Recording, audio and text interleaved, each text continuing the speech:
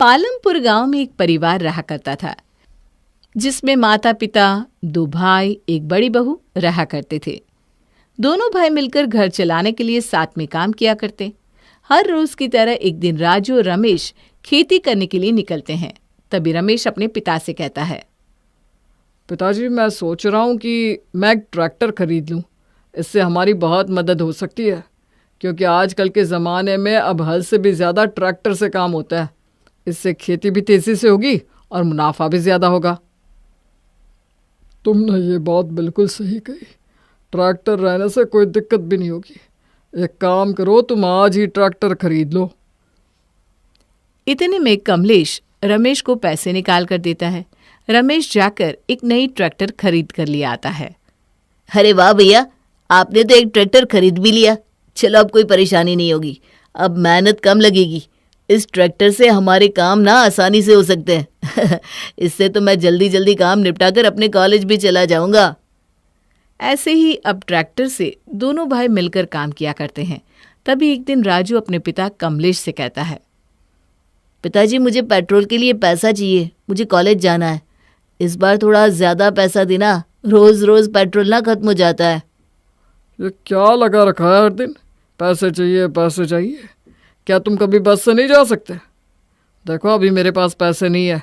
इतनी नवाबी भी अच्छी नहीं है। सरकारी बस चलती है, उसी से जाया करो। पेट्रोल के फालतू पैसे भी खर्च नहीं होंगे।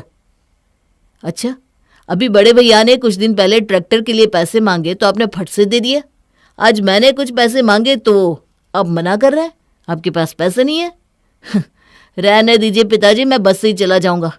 मैं छोटा हूं इसलिए मेरे साथ भेदभाव होता है ना। राजू के साथ इस तरह का व्यवहार होते ही जा रहा था। ऐसे ही एक दिन राजू खेती से काम करके घर आता है तो गुस्से में कहता है, घर का सारा काम मैं करूं और पैसे ले बड़े भैया। अब ये सब मुझसे सहन नहीं होने वाला। जब भी कुछ काम हो तब पिताजी मुझे कहते हैं, जब पैसे मांगो तो सारे पैसे बस बड़े भाई के लिए है। मैं तो जैसे उनका बेटा ही नहीं हूं। अब ये मैं नहीं होने दूंगा। मैं बार बार देख रहा हूं कि पिताजी मुझे कुछ नहीं देते। अब मैं अपना हक लेकर रहूंगा। माँ, ओ माँ, इधर आओ, मुझे तुमसे कुछ बात करनी है। ओहो, ये राजू भी ना, अब क्या हो गया? क्या बात हो गई जो इतना चिल्ला रहे हो? 1 मिनट भी चैन की सांस मत लेने दिया करो तुम बाप बेटे। क्या हुआ? क्यों ऐसे चिल्ला रहे हो? ये क्या है माँ? पिताजी सिर्फ बड़े भैया को ही सब कुछ देते हैं। क्या मैं उनका बेटा नहीं हूं? जब भी पिताजी से कुछ मांगता हूं तो वो मना कर देते हैं, और वहीं बड़े भैया कुछ भी कह दे, पिताजी तुरंत उन्हें ला कर देते हैं। मेरे साथ ही ऐसा भेदभाव क्यों माँ? अरे बेटा, ऐसा कुछ नहीं है। मुझे मेरे दोनों बेटों से एक जैसा प्यार है। राजू, तू शांत हो जा पहले। मैं इस बारे में तेरे पिताजी से बात करूंगी। ये सारी बातें कमलेश और रमेश सुन लेते हैं। तभी अचानक कमलेश कहता है, ये क्या बोल रहे हो? तुम्हें यह सब किसने कहा? मेरी नज़र में तुम दोनों एक समान हो। मैं अपने दोनों बेटों में कोई भेदभाव नहीं करता हूँ। बस जहाँ मुझे लगा कि तुम फालतू खर्च कर रहे हो तो वहाँ तुम्हें रोक देता हूँ। ही क्या बेकार की बात सोच रहे हो? तुम्हें मुझसे जलन हो रही है तो कह दो ना, इतना सुना क्यों रहे हो? छोटे हो तो छोटे के जैसे रहो, समझे? चुप हो जाओ। जो तुम सबके सामने दिखावा कर रहे हो ना, मुझे सब पता है। तुम्हें क्या है, तुम्हें तो पैसे मिल ही जाते हैं, इसलिए तुम्हें कोई फर्क नहीं पड़ता। फर्क तो मुझे पड़ता है ना, जिससे छोटे से छोटे काम के लिए आप दोनों के सामने हाथ फैलाना पड़ता है। तुम सब इस तरह क्यों लड़े जा रहे हो? छोटी छोटी बात के लिए इतना हंगामा क्यों कर रहे हो? कोई तो समझो। झगड़े को आराम से बैठ कर भी सुलझाया जा सकता है। बस करो माँ, बस करो। अब मुझे और लड़ाई नहीं करनी। मुझे अभी के अभी बंटवारा चाहिए। मुझे भी कोई शौक नहीं है बिना बात के लड़ाई करने का। मुझे बस मेरा हिस्सा दे दो ताकि मैं यहाँ से जा सकूं। तभी रमा इन सबके चिल्लाने की आवाज़ सुनकर किचन से बाहर आती है और अपने देवर को समझाते हुए कहती है, नहीं नहीं देवर जी, आप ऐसा नहीं कर सकते। ऐसा नहीं हो सकता। ये घर का बंटवारा कैसे कर सकते? आप ये सोचो कि लोग कितना मजाक बनाएंगे। अपने परिवार की हालत क्या होगी, सोचो तो। चुप रहो भाभी, आप नहीं समझ सकती मुझ पर क्या बीत रही है। जब जब मेरे साथ इस तरह का व्यवहार होता है तब तब मुझे कितना बुरा लगा है, आपको ये मालूम भी है। और अब मैं ये सब नहीं झेलना चाहता। इससे अच्छा है कि हमारा बंटवारा ही हो जाए। बस करो, बहुत हो गया। इस घर का बंटवारा चाहिए ना, कर देती हूँ बंटवारा। लड़ाई झगड़ा होने से अच्छा है कि इस घर का बंटवारा हो जाए। वैसे भी बंटवारा आज हो या 10 साल बाद, होना तो है ही, तो आज ही कर लेते हैं ताकि दोनों भाइयों में प्यार तो बना रहे। नहीं माँ जी, ऐसा मत कीजिए। बंटवारा पैसों का होगा लेकिन रिश्ते बिखर जाएंगे। आप एक बार तो सोच लीजिए। हट जा मेरे रास्ते से, अब मुझे कोई नहीं रोकेगा। और तू होती कौन है मेरे घर के मामले में बोलने वाली? बहू है, बहू बनकर रह, अपना ज्ञान मत दे हमें। नहीं माँ जी, आप ऐसा नहीं कर सकती हैं। मैं ये बंटवारा होते नहीं देख सकती। दो भाइयों में पैसों को लेकर झगड़ा तो हर घर में होता है, लेकिन बंटवारा इसका समाधान नहीं है। इस बंटवारे में मैं अपने बेटे राजू के साथ रहूंगी और तुम रमेश अपने पिता और अपनी बीवी के साथ रहो। आज के बाद हमें तुमसे कोई मतलब नहीं है। अगर तुमने यही फैसला कर लिया है तो यही सही है। मैं अपने बड़े बेटे और बहू के साथ यहीं रहूँगा। अब ये बंटवारा हो ही जाए तो सही है, कम से कम अब शांति तो होगी मेरे जीवन में। सुनैना किसी की बात नहीं सुनती और घर का बंटवारा हो जाता है, जिससे छोटे बेटे और माँ उसके साथ और बड़े बेटे बहू पिता तीनों एक साथ हो जाते हैं। दोनों में बातचीत तक बंद हो जाती है। माँ जी, आपने ये सब ठीक नहीं किया। हमें कुछ नहीं सुनना। आप खुश हो ना हम सबको अलग करवा कर? अरे, इसमें मेरी क्या गलती थी? ये बंटवारा तो आपने करवाया है, इसका इल्जाम आप मेरे ऊपर क्यों डाल रही हो? तू चाहती तो उस वक्त अपने पति को समझा सकती थी, लेकिन तूने कुछ नहीं बोला। इस सब की जड़ तो तू ही है। माँ जी, कुछ भी मत बोलो। खुद आपने और राजू ने मिलकर ये बंटवारा किया है अपनी मर्जी से, तो मुझे क्यों बीच में लेकर आ रहे हो? ऐसे ही कुछ दिन बीत जाते हैं और अलग होने के कारण सुनैना को पड़ोसियों से ताने सुनने मिलते हैं। एक दिन ऐसे ही, क्या सुनैना, क्या बात है? अब तो अच्छे से होगी ना, क्योंकि अब तो तुम्हारे पास ना तुम्हारे पति है ना तुम्हारी बहू। अब तो जीवन में शांति ही शांति होगी।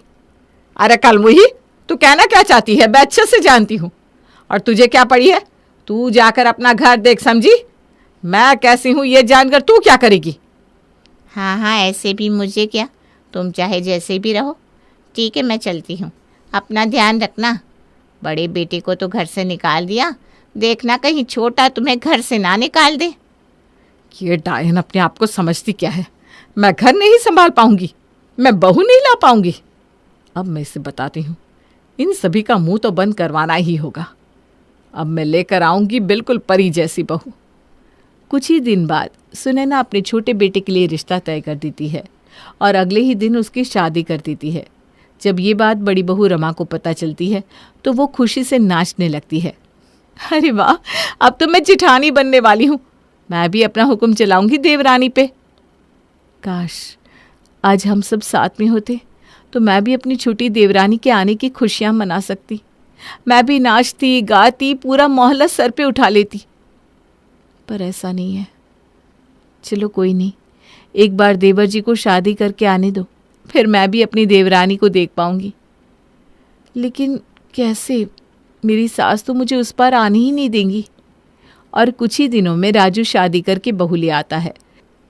देवरानी के आने के बाद रमा बहुत ही खुश होती है। वहीं सुनैना भी खुशी से सारे गांव वाले को ताने मारती है। देखो तो जरा हमारी बहू कितनी सुंदर और सुशील है।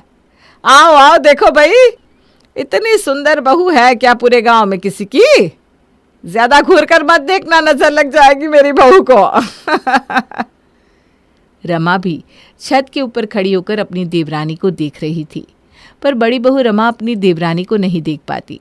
अगले दिन फिर बड़ी बहू अपनी खिड़की से झांक रही थी, तभी अचानक उसकी सास उसे देख लेती है। अरे ये क्या, बड़ी आई खिड़की से देखने वाली करमजली कहीं की। आइंदा मेरे घर की ओर झांकने की कोशिश की ना तो तुम्हारी आंखें नोच लूंगी। अपनी गंदी नजर दूर रख मेरे घर से। अगर आज के बाद तुझे ताक झांक करते हुए मैंने देखा ना तो तेरी आंखें नोच लूंगी। माँ जी, मुझे भी मेरी नई देवरानी से मिलवा दो ना। मैं भी देखना चाहती हूँ, आखिर मैं भी तो बहू हूँ आपकी। माँ जी सुनो ना, मैं उसकी जिठानी हूँ। तुम्हें एक बार में बात समझ में नहीं आती क्या? कल मुही निकल जाए यहाँ से, वरना मैं तुम्हारे हाथ तोड़कर हाथ में दे दूंगी। चल निकल अब यहाँ से, आइंदा इधर उधर कहीं दिखी ना तो मैं बताऊंगी। आई बड़ी जेठानी बनने वाली। रमा हर दिन कोशिश करती रही पर उसे कोई मौका नहीं मिला।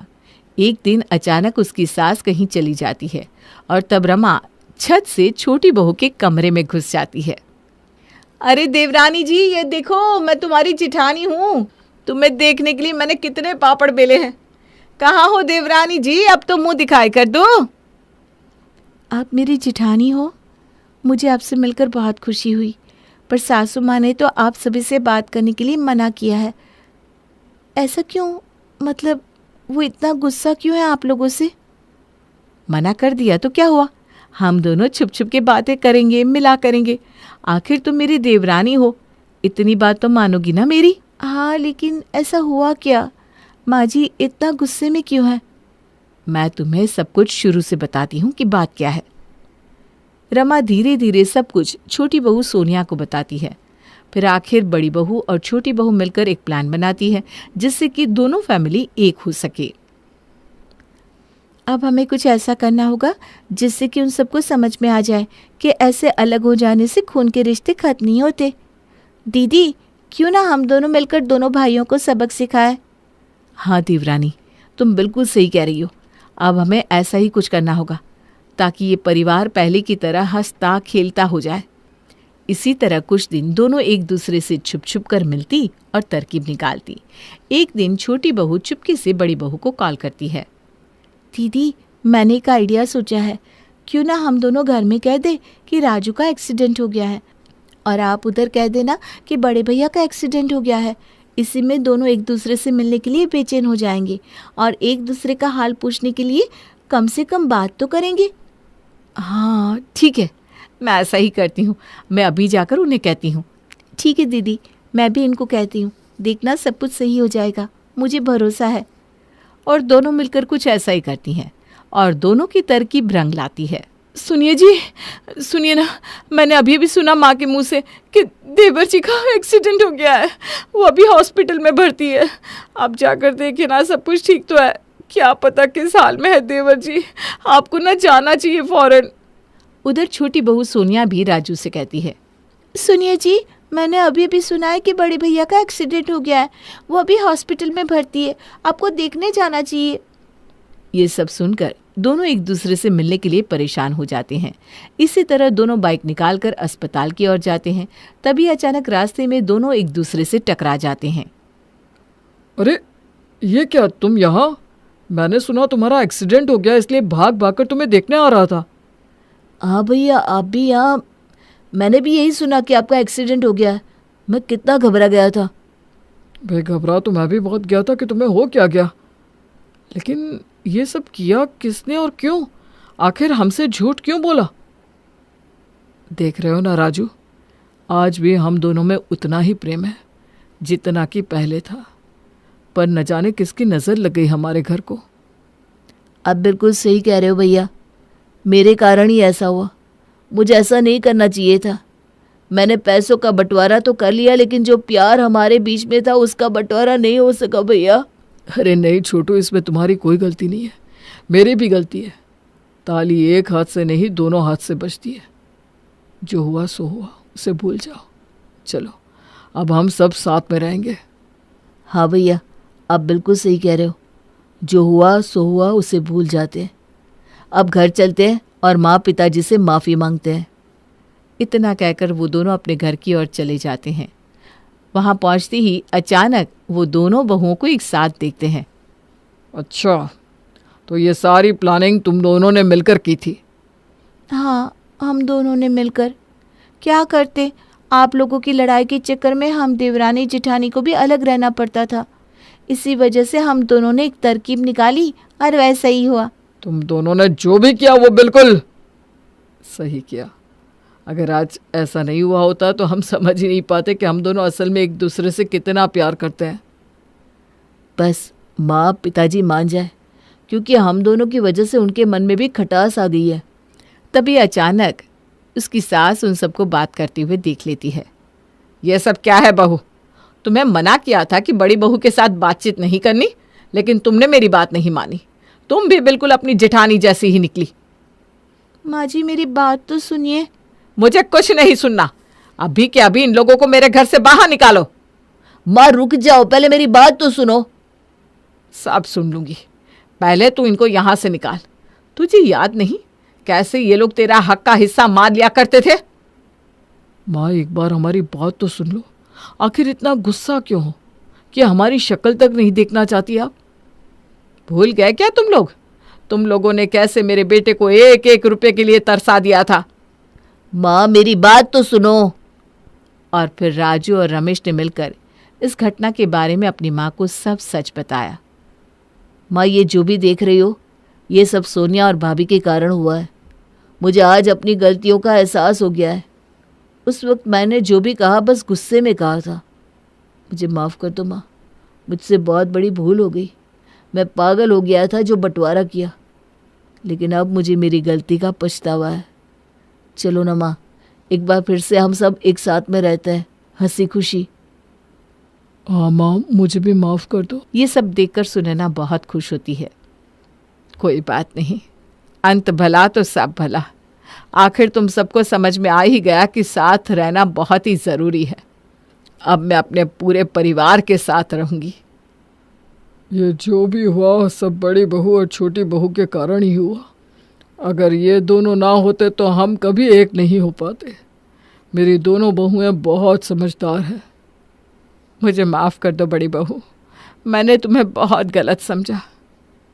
माँ जी हमारा ये कहना है कि हम सब एक साथ मिलजुल कर रहें, कोई बंटवारा ना हो, जिससे आगे चलकर कोई परेशानी ना हो। और हमारा इतना अच्छा परिवार जो आज एक साथ है, अब सब कुछ सही है तो क्यों ना अब हम एक साथ मिलजुल कर पहले की तरह रहें।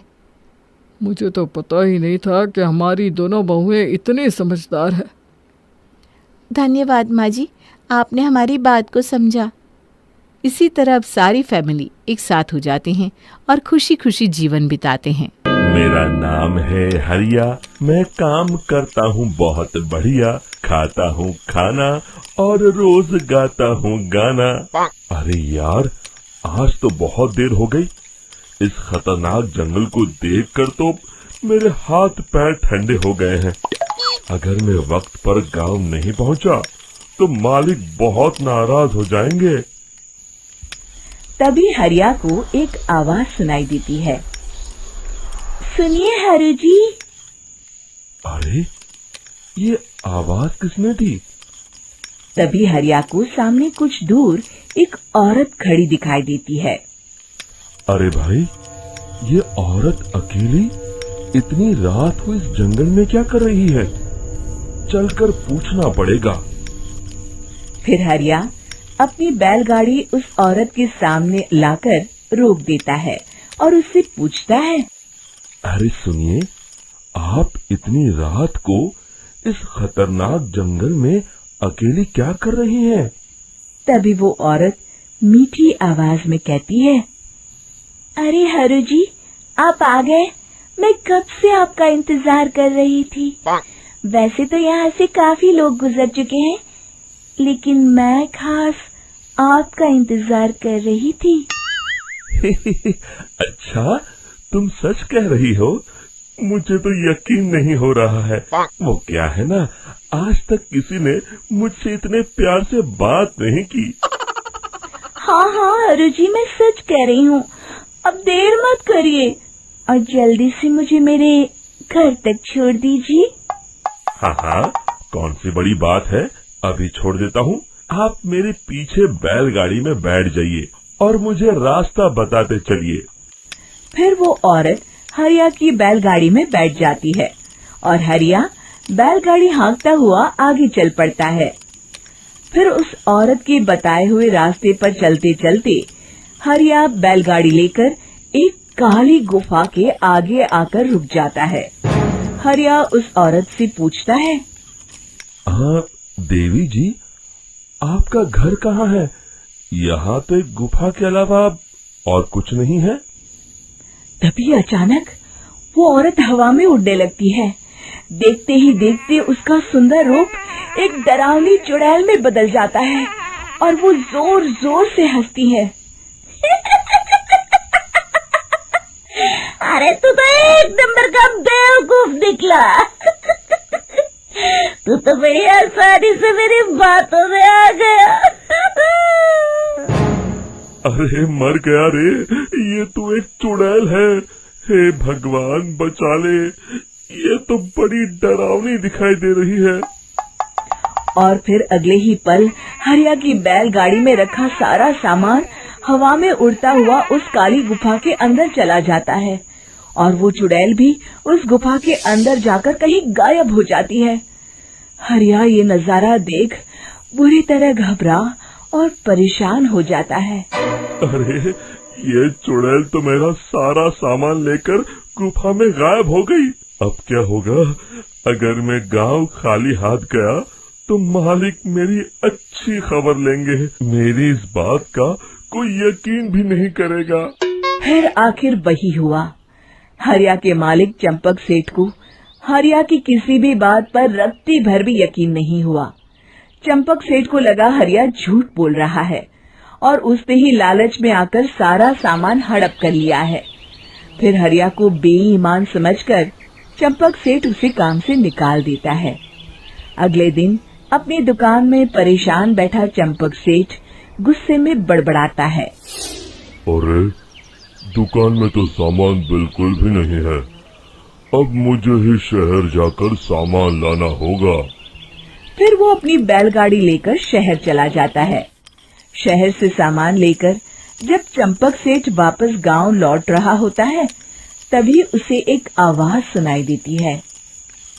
चंपक जी, ओ चंपक जी। अरे ये तो कोई मेरा नाम लेकर मुझे पुकार रहा है। फिर उस रास्ते में वही औरत खड़ी दिखाई देती है। फिर क्या था, हरिया की तरह चंपक सेठ भी उस औरत के पास अपनी बैलगाड़ी लेकर जाता है और वो भी उसकी चिकनी चुपड़ी बातों के मोह जाल में फंस जाता है। फिर चुड़ैल उसे भी अपनी गुफा तक ले जाती है और उसका सारा सामान लेकर गुफा में गायब हो जाती है। बेचारा चंपक सेठ लाचार होकर खाली हाथ गांव लौट आता है। फिर ये उस जंगल में रोज की बात हो जाती है। जो कोई भी शहर से कुछ लेकर गांव की तरफ लौटता, वो चुड़ैल उसे बेवकूफ बनाकर उसका सारा सामान लेकर गुफा में गायब हो जाती। एक दिन हरिया एक लकड़हारे को उसी जंगल की तरफ जाते हुए देखता है। फिर हरिया उसे रोकते हुए कहता है, अरे भाई, क्यों अपनी मौत को दावत दे रहे हो? मेरी बात मानो, आगे जंगल में मत जाओ। वहाँ एक बड़ी भयानक चुड़ैल रहती है। लकड़हारा हरिया की बातों को नजरअंदाज करते हुए कहता है, अरे भाई, मुझे पहले ही बहुत देर हो चुकी है। मुझे जाने दो भाई। शाम तक लकड़ियाँ काट कर शहर के बाजार में बेचना है। तुम अपनी ये कहानी किसी फुर्सत में बैठे इंसान को सुनाओ। मैं तो चला। इतना कहकर लकड़हारा वहाँ से आगे जंगल की तरफ चला जाता है। फिर अगले दिन गांव के मुखिया के घर के बाहर बहुत सारे लोग जमा हो जाते हैं। तभी हाथ में कुल्हाड़ी लिए खड़ा लकड़हारा कहता है, अरे मुखिया जी, अब आप ही हमें बचाइए उस जंगल वाली चुड़ैल से। हमारा सारा काम तो शहर से ही होता है। अरे मुखिया जी, उस चुड़ैल की वजह से तो मैं पूरी तरह बर्बाद हो गया हूँ। हम सबको मिलकर उस चुड़ैल का कोई इलाज करना पड़ेगा। तभी भीड़ में खड़ा वीरा कहता है, आप लोग चिंता मत करिए। कल से वो चुड़ैल किसी को नहीं लूट पाएगी। मेरे पास एक बहुत अच्छी तरकीब है। तभी चंपक सेठ उसका मजाक उड़ाते हुए कहता है, अरे तेरा नाम वीरा है तो क्या हुआ? तूने अभी उस चुड़ैल को देखा नहीं है। जाकर अपना काम कर, बड़ा आया। तब मुखिया जी कहते हैं, नहीं चंपक सेठ, मुझे लगता है हमें इस लड़के को एक मौका देना चाहिए। फिर सभी गांव वाले मुखिया जी की बातों से सहमत हो जाते हैं और वीरा शाम को एक बैलगाड़ी में कुछ सामान लादकर उस जंगल की ओर चल देता है। वीरा, ओ वीरा, कहाँ जा रहा है? तभी वीरा मुड़ के देखता है, वही चुड़ैल एक औरत के रूप में खड़ी है। अरे बहन जी, मैं आपको ही ढूंढ रहा था। देखिए, मैं आपके लिए क्या लाया हूँ। है? अरे वाह, तो खुद मेरे लिए इतना सामान लाया है। तू ही अकेला गांव में समझदार है। जरा देखो, मैं भी खोल के, बड़े भूख लगी है। जैसे ही चुड़ैल उस सामान पर से कपड़ा हटाती है, एक भगवान शिव की तेज रोशनी उसके अंदर मूर्ति से निकलती है और चुड़ैल अपने असली रूप में आकर जलने लगती है। अरे मैं जल रही हूँ, बचाओ! बचाओ! ओम नमः शिवाय! मर गई मैं! देखते ही देखते वो चुड़ैल राख के साथ उड़ जाती है और सभी गांव वाले भी वहां आ जाते हैं। शिक्षा बुराई पे सदा अच्छाई की ही जीत होती है। शहर से दूर एक रामपुर नाम का गांव था। उस गांव पर एक चुड़ैल का साया था। अरे हरी, तुम क्या सोच रहे हो? जल्दी जल्दी पैर बढ़ाओ। कुछ नहीं रमेश, बस चुड़ैल के बारे में सोच रहा हूँ। हाँ, वो कोई भी रूप ले लेती है। और क्या पता चले हम यहाँ हैं और वो हमारा रूप लेकर हमारे घर से बच्चों को गायब कर दे। ये चुड़ैल बच्चों का क्या करती है, कहाँ ले जाती है, आज तक किसी को पता नहीं चला। हाँ भाई हाँ, जल्दी चलो, सब साथ होंगे तो चिंता कम होगी। घर पहुंचने पर हरी का बेटा कहता है, पिताजी आइसक्रीम नहीं लाए। हाथ मुंह धो ले, फिर तुमको ही ले चलता हूँ। अपनी पसंद की खा लेना, ठीक है? आनंदी, एक कप चाय बनाना तो।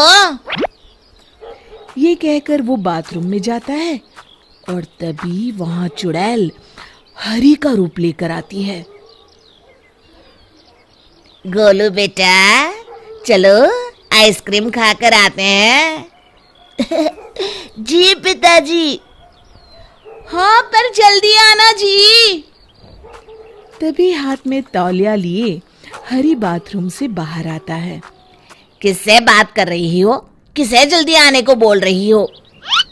अरे, आप यहाँ हैं तो वो कौन था? कौन था? अरे वही जो अभी अभी गोलू को लेकर गया है। हे भगवान, वो तो पक्का चुड़ैल होगी। अरे कोई बचाओ, कोई तो बचाओ, वो चुड़ैल मेरे बच्चे को लेकर जा रही है। बचाओ! माँ बचाओ! माँ, मुझे बहुत डर लग रहा है। बचाओ मुझे!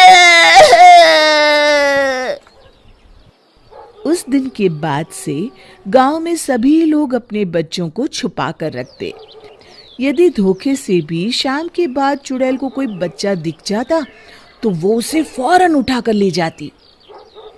रमेश की बीवी अपने बेटे को समझा रही थी। चलो, शाम हो गई बेटा, जल्दी से ये साड़ी पहन लो। माँ, मुझे साड़ी पहनना बिल्कुल अच्छा नहीं लगता। मुझे पता है बेटा, तुम्हें अच्छा नहीं लगता, पर जान बचानी है तो पहननी तो पड़ेगी। और तभी जोर से आंधी आती है। मुन्ना, तू कोशिश कर पहनने की, मैं छत से कपड़े उठा कर लाती हूँ, कहीं इस आंधी में उड़ न जाए। मुन्ना साड़ी वहीं छोड़कर खिड़की पर खड़ा हो जाता है और तभी वहां चुड़ैल रमेश की बीवी का रूप लेकर आती है। क्या हुआ मेरे लाल को, यहाँ क्यों खड़ा है? और वो उसे बहला फुसलाकर बाहर बुला लेती है।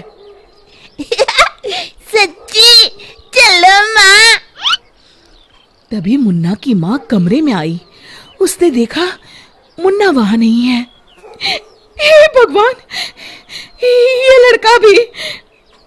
और उसे ढूंढते हुए उसने खिड़की से बाहर देखा तो मुन्ना किसी का हाथ पकड़कर बाहर जा रहा है। मुन्ना, मुन्ना रुक तो।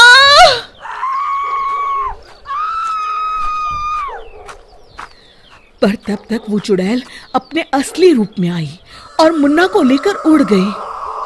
अरे कोई रोको उसे, कोई बचाओ, वो चुड़ैल मेरे बच्चे को लेकर जा रही है, बचाओ। आवाज सुनकर सब गांव वाले जमा हो गए, पर चुड़ैल तो मुन्ना को लेकर जा चुकी थी। क्या करे, ये चुड़ैल किसी का भी रूप बनाकर आ जाती है। और जब तक हम समझ पाते हैं वो बच्चे को ले जाती है। सुना है पास वाले गांव रतनपुर में एक बहुत पहुंचे हुए साधु आए हैं, क्यों ना उनसे मदद की गुहार लगाई जाए। कुछ तो करना ही होगा, इस तरह हाथ पर हाथ धरकर भी तो नहीं बैठा जा सकता। दूसरे दिन सभी लोग साधु से मिलने चल पड़ते हैं। प्रणाम महाराज। कहो बेटा, कैसे आना हुआ? महाराज। और बाद में उन्होंने इच्छाधारी चुड़ैल की पूरी कहानी बताई।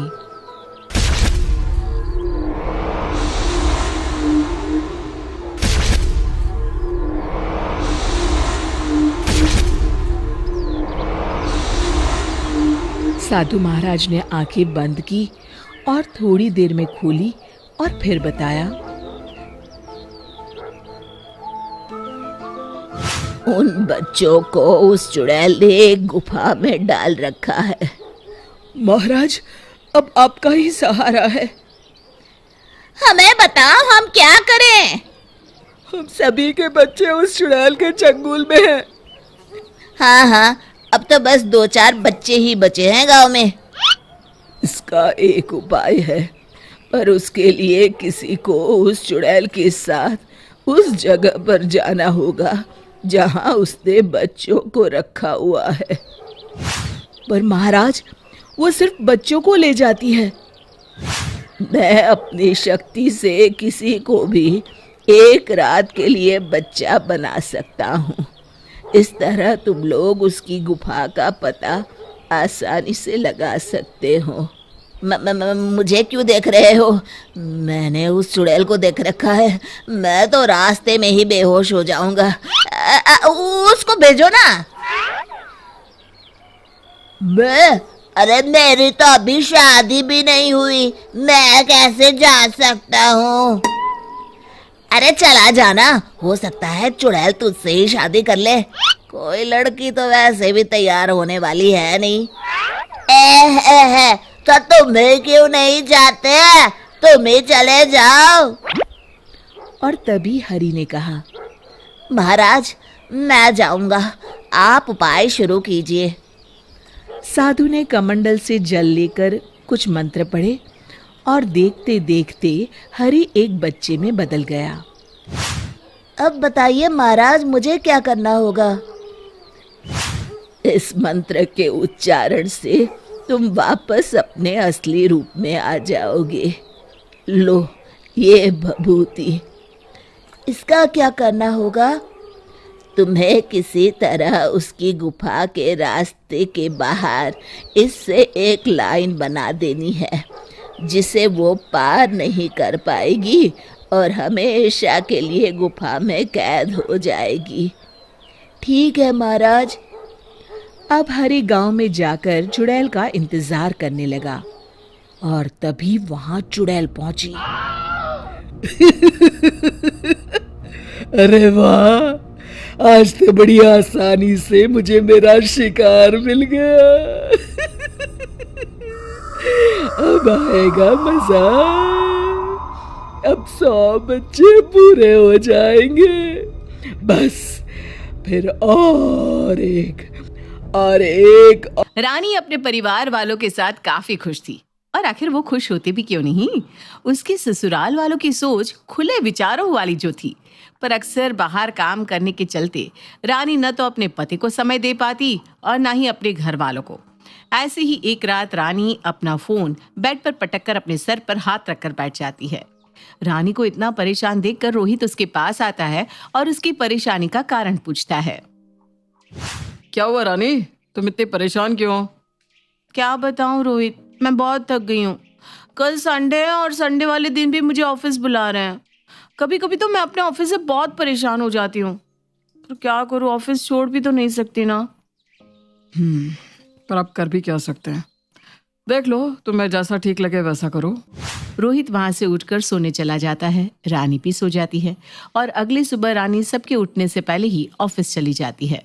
अब जब सब उठते हैं तो रानी को घर में ना देखकर सुमित्रा रोहित से पूछती है।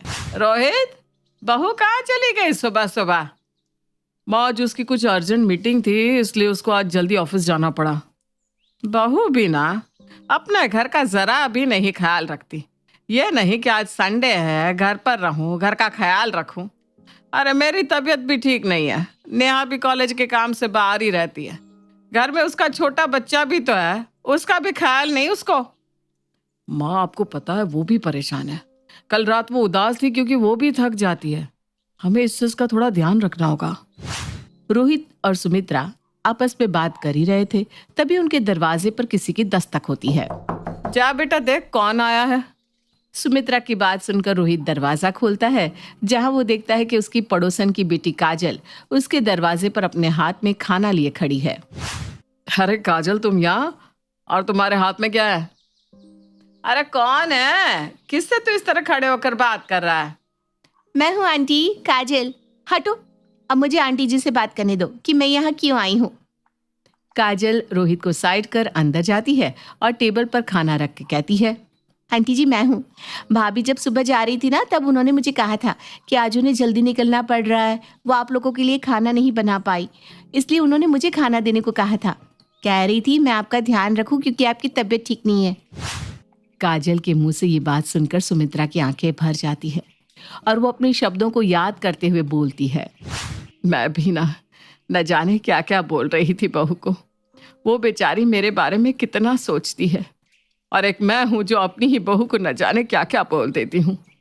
क्या हुआ आंटी जी, क्या सोचने लगी आप? कुछ नहीं बेटा, बस ऐसे ही। ऐसे क्या बना कर लाई है तू? आप ही देख लीजिए। आरुष कहाँ है? उसके लिए मैं बॉर्नविटा लेकर आई हूँ। वो अपने कमरे में सो रहा है ना? हाँ, ठीक है, मैं अभी उसके पास जाती हूँ और उसे उठा कर लाती हूँ। काजल तो वहां से चली जाती है, पर ये सब देखकर रोहित अपनी माँ से कहता है। देख रही हो माँ, आपकी बहू आपका और हमारा कितना ख्याल रखती है, और एक आप है जो उसको कभी नहीं समझती। रोहित की बात सुनकर सुमित्रा उसकी बातों का कोई जवाब नहीं देती, बस मुस्कुराती रहती है। वहीं काजल भी आरुष को उठा कर ले आती है, जिसके बाद सभी लोग साथ में सुबह का ब्रेकफास्ट करते हैं। सुबह से शाम हो जाती है, पर अब तक रानी घर नहीं आई थी। शाम को एक बार फिर काजल खाना लेकर आ जाती है। अरे तू क्यों हमारी इतनी चिंता करती है? अभी रानी आती होगी। भाभी को आने में न जाने कितना समय लगेगा, और घर आकर थकी हारी खाना थोड़ी ना बनाएंगी। काजल की बात सुनकर अब सब शांत हो जाते हैं और खाना खाने लगते हैं। आज किसी को भी रानी का ख्याल नहीं आता। कुछ देर बाद काजल वहां से अपने घर चली जाती है और उसके जाते ही रानी आती है। काजल को अपने घर के बाहर देख रानी को कुछ समझ में नहीं आता। वो कोई रिएक्ट ना करते हुए घर के अंदर जाती है। रानी के हाथ में सामान रखा था। वो खुशी से अपने घर वालों को आवाज लगाती है। माँ जी, रोहित, आरुष, कहाँ हो आप? देखो आज मैं सबके लिए क्या लाई हूँ। रानी की आवाज सुनकर सभी बाहर आते हैं। रानी के हाथ में सामान देखकर रोहित पूछता है। रानी, ये तुम्हारे हाथ में क्या है? आज मैं लेट हो गई ना, तो मैंने सोचा क्यों ना मैं हम सबके लिए बाहर से कुछ लेकर आऊं। चलो आप सब डाइनिंग टेबल पर आ जाओ, मैं भी आप लोगों के लिए खाना निकालती हूँ। पर मम्मा, हमने तो खाना खा लिया। खाना खा लिया? पर कैसे? माँ जी की तबीयत खराब है। रोहित आप लोगों का ख्याल रख रहे हैं, तो फिर खाना बनाया किसने? काजल बुआ ने। क्या? काजल? पर वो यहाँ क्यों आई थी? मतलब मैंने तो उसको सुबह और दोपहर का खाना देने को कहा था, लेकिन वो रात को क्यों आ गई? हमें लगा रात का खाना भी तुमने ही कहा होगा देने को, इसलिए वो यहाँ आई है। वैसे भी तुम बिजी इतनी रहती हो। रोहित की बात सुनकर रानी कुछ नहीं बोलती और खाना वहीं रखकर चुपचाप चली जाती है। रानी को उदास देखकर रोहित उसके लिए खाना निकालकर उसके पास ले जाता है। क्या हुआ रानी? देखो, तुम काजल को गलत मत समझो, पर तुम आज बहुत लेट थी और इसलिए उसने हमारे लिए खाना बनाया। वो बात ठीक है, लेकिन क्या आप लोगों को मेरे लिए रुकना नहीं चाहिए था? अच्छा, आई एम सॉरी, बस आगे से हम ध्यान रखेंगे, पर फिलहाल तो तुम कुछ खा लो। रोहित की बात सुनकर रानी खाना खाती है। रोहित और रानी आपस में बात कर रहे थे, तभी वहां आरुष आता है और अपनी माँ से कहता है, मम्मा, कल स्कूल में पीटीएम है। पीटीएम में मम्मी पापा का आना जरूरी है। हाँ बेटा, हम जरूर आएंगे। अभी रात ज्यादा हो रही है ना, एक काम करो, आप अपने कमरे में जाओ और सो जाओ। मम्मा, आप आओगी ना? आरुष की बात सुनकर रानी रोहित का चेहरा देखने लगती है और आरुष को हाँ में जवाब देकर उसको उसके कमरे में भेज देती है। अब अगले दिन फिर रानी जल्दी जल्दी ऑफिस के लिए निकल जाती है। रानी अपने घर को, अपने बेटे को और अपने पति को जरा भी समय नहीं दे पा रही थी और आज तो उसके बेटे की पेरेंट्स मीटिंग भी थी, इसलिए वो अपने बॉस के पास जाती है हाफ डे लेने के लिए, पर उसका बॉस उसे हाफ डे देने से साफ मना कर देता है।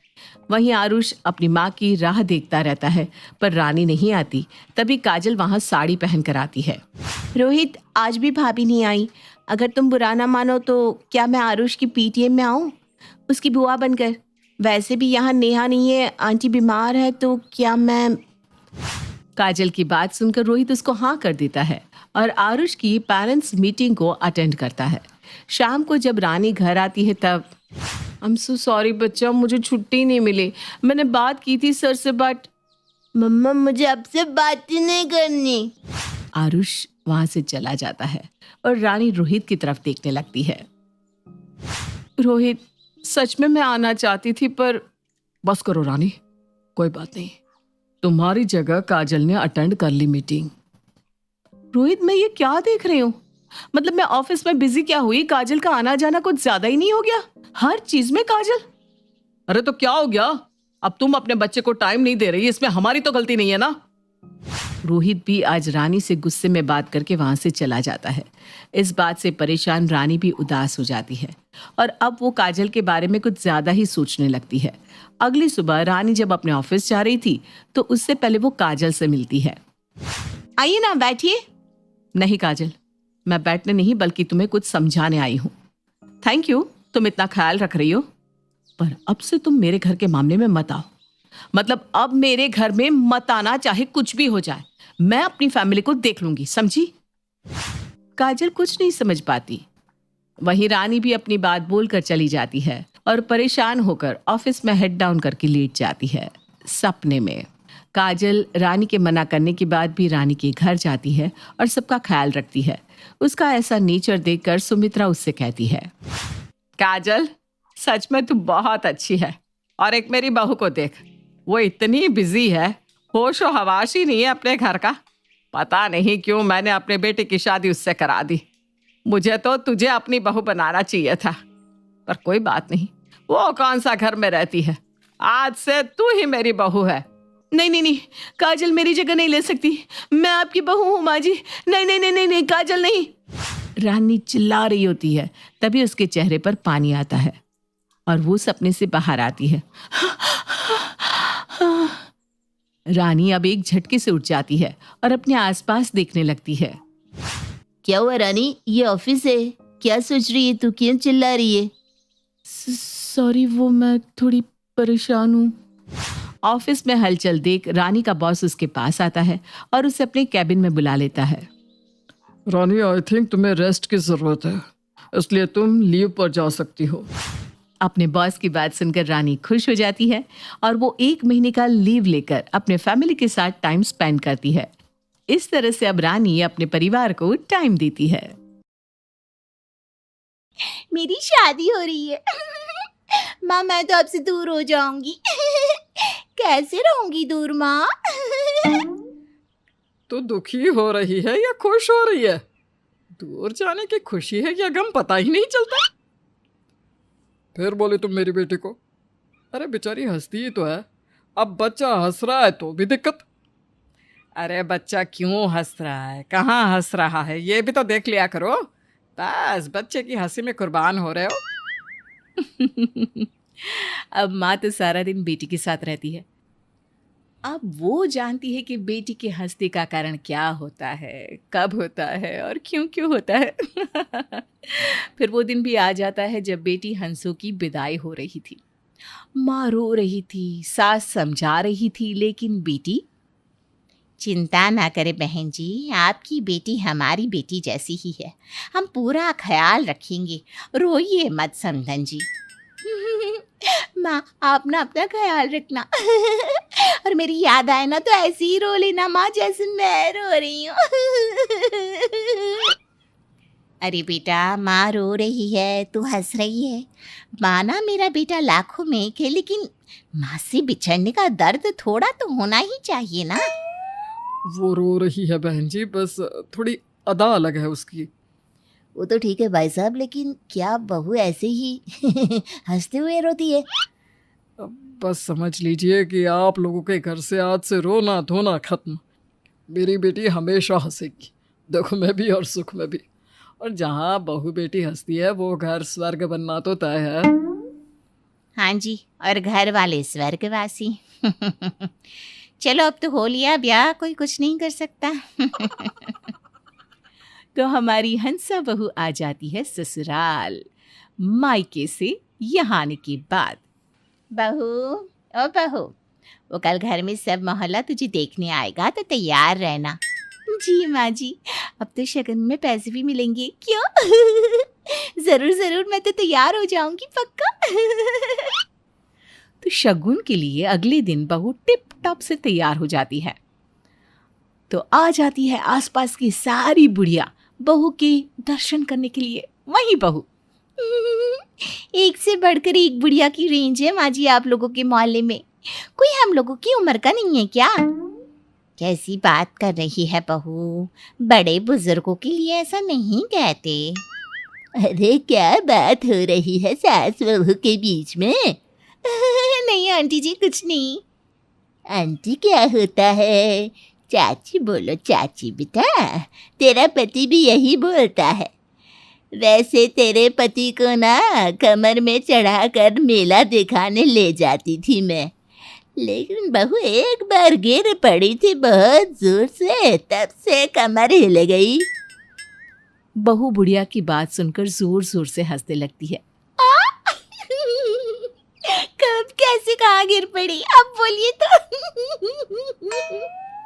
है बड़ी बेशर्म बहू है। अरे मैं गिर पड़ी इस बात पर ये हंस रही है। नहीं नहीं चाची, मैं तो दुखी हूँ। अब कैसे जताऊँ दुख। सास को पता होता है बहू की आदत के बारे में, लेकिन पास की चाची को कौन समझाए। मैंने तो सोचा था बहू की मुंह दिखाई में 15,000 दूंगी, लेकिन अब तो 500 देने का भी मन नहीं हो रहा। बहू के हंसने की आदत से तो नुकसान ही नुकसान हो रहा है। सभी चले जाते हैं। माँ जी मैं तो चली खाना बनाने, फिर बर्तन कपड़ा झाड़ू। बहुत काम है माँ जी। चलो, ये तो है कि घर का काम खुशी खुशी करती है, मुंह नहीं बनाती। ठीक है बहू, जा जाकर काम कर। माँ जी मैं ना बहुत थक जाती हूँ। थोड़ा तो मदद कर लिया करो। अच्छा, तो ये वो वाली हंसी है। बहू देख, मुझे ही काम करना होता तो मैं तुझे क्यों घर लाती। सास भी बहू की तरह हंसकर आगे निकल जाती है। फिर एक रोज, माँ जी क्या बात है, आप काफी दुखी लग रही हैं। क्या हो गया? बहू मैं दुखी हूँ और तू हंस रही है। खैर तुझसे क्या गिला करना, तेरी तो आदत ही है। हाँ बहू, दुखी तो हूँ मैं। वही तो मैं सोच रही थी, 4 दिनों से आप घर से बाहर भी नहीं निकली है। क्या हो गया माँ जी? वो सक्सेना जी है ना, उनकी बीवी का स्वर्गवास हो गया है। कौन सक्सेना जी माँ जी? वही आपके पार्क वाले दोस्त जिनके साथ आप वॉक करती थी? हाँ बहू, अब वो नहीं आ रहे तो मेरा भी दिल नहीं करता पार्क जाने का। सोच रही हूँ तेरे साथ जाकर उनके घर में अफसोस कराऊं। हाँ माँ जी, वाह वाह क्या बात कही है। चलिए चलिए चलते हैं। तभी आ जाते हैं ससुर। कौन सक्सेना? तो ये करना चाहती हो तुम पार्क में? शादी मेरे साथ की और वॉक सक्सेना के साथ? अरे सक्सेना नहीं आ रहा पार्क तो तुम भी नहीं जा रही? वाह जी वाह। बहू जरा पूछ तेरी सास से शर्म वर्म आती है कि नहीं? माँ जी वो ससुर जी पूछ रहे हैं कि हाँ हाँ, ज्यादा पुलिस कमिश्नर बनने की जरूरत नहीं है, समझी? क्या है जी, आप भी इस पगलिया की बात में आ रहे हैं? अरे भाई जैसे हैं वो, अब बीवी नहीं रही तो दुख तो होगा ना हर किसी को।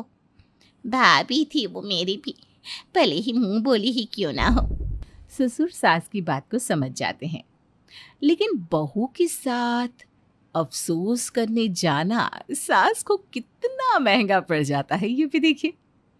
अरे सक्सेना जी, बड़ा दुख हुआ। क्या हो गया था भाभी जी को?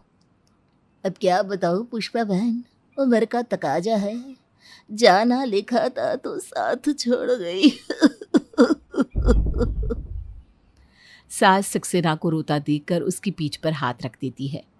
अरे भैया शांत हो जाइए, शांत हो जाइए। जो भाग्य में लिखा है वो तो होना ही है, क्यों? बस ये बोलना ही था कि बहू हो जाती है शुरू। आपकी बीवी क्या गई, मेरी सास ने तो वॉक करना भी बंद कर दिया। आपको अकेलेपन की पड़ी है, यहाँ मेरी सास सिंगल से फिर डबल हो गई। और पता है आज पापा जी को क्या लगा? अरे चुप हो जा बहू, चुप हो जा। उनकी बीवी नहीं रही है, दुखी है वो। क्या माँ जी, देखिए ना मुझे भी तो दुखी है ना। क्या हो रहा है यहाँ पर है? बहन जी, तुम अपनी बहू को लेकर निकलो यहाँ से। ये ना हो कि मुझे तुम्हें यहाँ से धक्के देकर निकालना पड़े। मेरी बीवी नहीं रही और तुम लोगों को मजाक सूझ रहा है। अरे निकलो यहाँ से। सास बेचारी बहू को लेकर रिश्ते सुधारने गई थी, लेकिन बहू ऐसी निकली कि खैर घर आकर सास बहू को खूब झाड़ती है। इतना बोलती है कि मैं अब ना इस घर में नहीं रह सकती, मैं जा रही हूँ। अरे पर हुआ क्या बताओगी? देखो वो माँ के मुंह बोले भाई हैं और तुमने क्या कर दिया? किसी की मौत पर हंसी उड़ाना सही नहीं है ना। मैं नहीं रहना चाहती अब, प्लीज़ मुझे मेरे मम्मी पापा के घर भेज दीजिए थोड़े दिनों के लिए। पति देखता है कि हर बात पर हंसने वाली उसकी बीवी अचानक से शांत कैसे होगी। अच्छा ठीक है हंसा, थोड़े दिनों के लिए चली जा तू। जब ठीक लगे तो वापस आ जाना। हंसा मायके जा रही होती है, वो सास के पैर छूती है। हाँ हाँ निकलो, अभी निकलो। ऐसी बहू तो भगवान किसी को ना दे। माँ बस करना, देख वो कैसे जा रही है। बेचारी कल से एक बार भी हंसी नहीं है। अरे ना हंसी, मैं तो कहती हूँ जीवन भर रोए ये। निकाल इसे घर से बाहर। बहू बाहर चली जाती है, मायके की बस पकड़ती है। अकेले ही मायके भी पहुंच जाती है। देखकर माँ कहती है, मेरी बेटी आई है। अरे बेटा दामाद जी कहाँ है? बेटी कुछ नहीं बोलती, वो सीधे अपने कमरे में चली जाती है। अरे मैंने तो हंसती खेलती बेटी भेजी थी, ये क्या कर दिया इन लोगों ने। देखो लग गई ना नजर मेरी बेटी को। बेटी खाने के टेबल पर आती है, खाना खाती है और सीधा रूम में। बात करिए जी दामाद जी से। बच्चों से बात क्या करना, सीधे इसकी सास को ही फ़ोन करता हूँ। नहीं आज नहीं, 2-4 दिन बाद करना, तब तक हम भी सोच लेते हैं। उधर ससुराल में पति भी शांत हो जाता है। वो भी घर में शांति से खाता पीता और किसी से बात किए बिना अपने कमरे में चला जाता। कैसा सा घर हो गया है बहू के जाने के बाद, जैसे मनहूसियत ही फैल गई है। भगवान, बहू के बिना घर कैसा लग रहा है। बहुत याद आती है बहू की। 2-4 दिन बाद सास बहू को लेने उसके मायके पहुंच जाती है। बहू सास को देखकर उनके गले लग जाती है। माँ जी मुझे माफ़ कर दीजिए, मैं कभी भी अब नहीं हंसूंगी।